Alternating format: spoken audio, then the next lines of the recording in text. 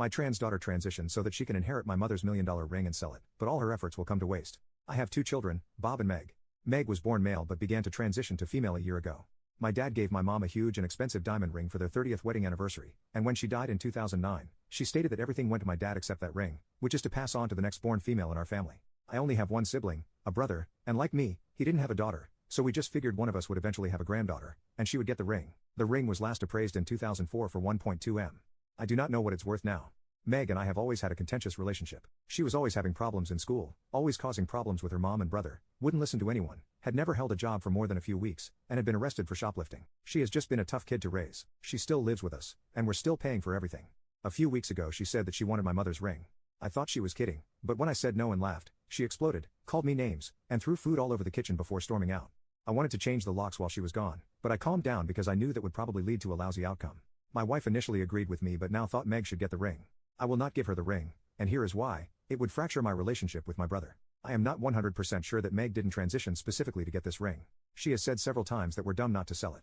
Many people have an issue with this, and it's the reason my post was deleted. While it is very extreme to transition just to get a ring, children have murdered their parents for less money.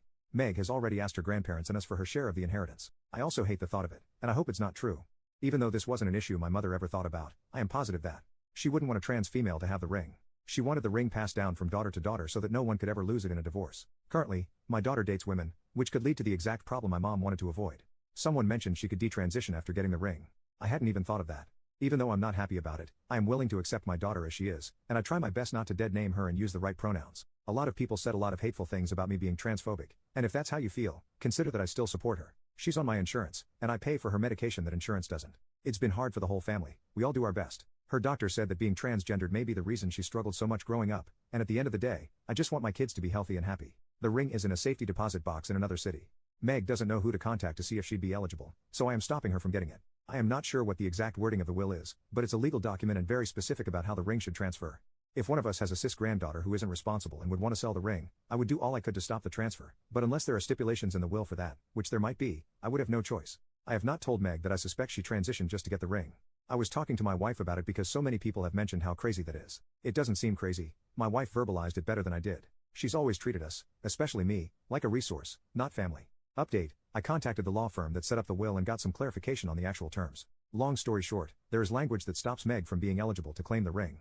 There are also exclusions for being fruity and untrustworthy, amongst other things. In addition to the specific exclusions outlined in the will, anyone can inherit it or be blocked if my brother, my father, and I all vote for it. I remember when my parents set this up. It was such a big deal. It would be their legacy. They immigrated to the US while my mom was pregnant with me, and it was very important to them to set down roots. This was going to be the thing that would bind our family together for generations and keep the story of their trials and eventual success relevant to our bloodline. I hadn't thought about the ring in a long time. Why would I? We weren't planning on having any more kids, and neither was my brother, so that generation wouldn't get it. Why would it matter what the actual terms were?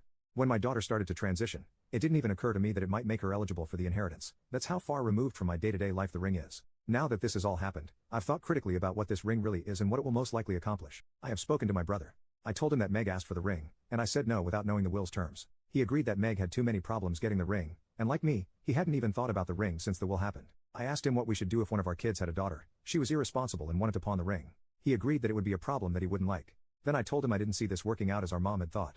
Depending on the economic conditions by the time it's inherited, it might just be a race to see who can have the first girl so they can sell it and have some security. The further away from my mom, the less sentimental value it has. He agreed with all of my points. I suggested we sell it and set up a trust in our mother's name that gives our kids several payments to make their transition into adulthood easier. Maybe a payout at 18, 21, and 30. My brother likes the idea, but the only way we can do this is to convince my dad. He's 83 and still pretty sharp, but his wife's memory and legacy are crucial to him, so I have no idea if he'll even consider it. So that's where we are. Thanks for your input.